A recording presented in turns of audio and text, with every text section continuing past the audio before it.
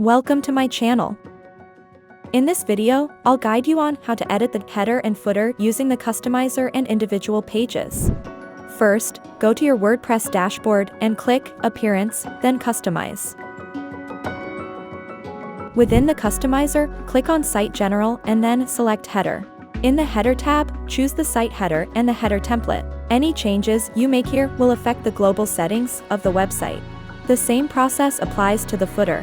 Click the Footer tab, select Site Footer, and then choose your footer template. Once you've made your selections, click Publish to apply the changes. Next, click the Pages tab, then open in a new tab.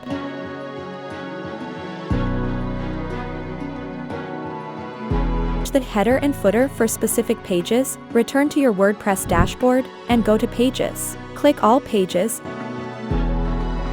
and choose the page you want to customize.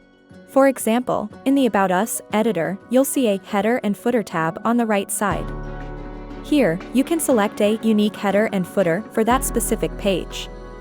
These changes will override the global settings. After making all your adjustments, don't forget to hit Save. And that's it. You've successfully edited the header and footer for both the global site and individual pages. If you have any questions, feel free to leave them in the comments below.